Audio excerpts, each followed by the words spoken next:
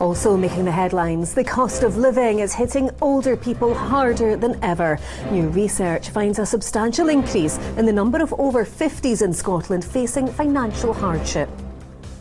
I minimise how I'm cooking and very conscious of the heating within the house. It's just terrifying to think that they're sitting freezing in their own home.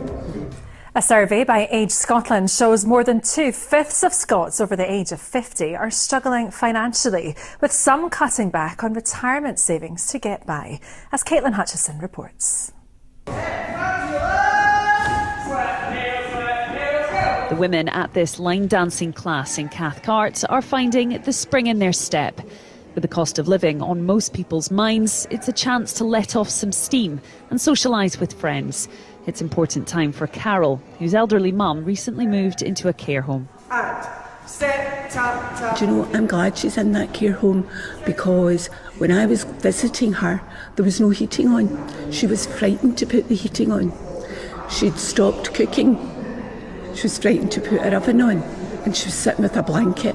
Now, she had us to look after her, but there must be some poor souls with no one. It's just terrifying to think that they're sitting freezing in their own home. A survey of more than 4,000 over 50s paints a worrying picture, with the number of those feeling financial strain up by 60% in 2 years. We're all turning off heating, and I bought an air fryer, and I minimise how I'm cooking and very conscious of the heating within the house. I'm in a fortunate position. I'm retired with a pension, so I'm not as seriously hit as some other friends are. But the winter months will be quite a testing time for everybody.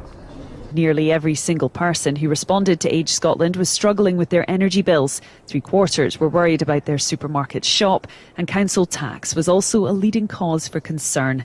On top of that, more than a quarter said they'd stopped saving for retirement.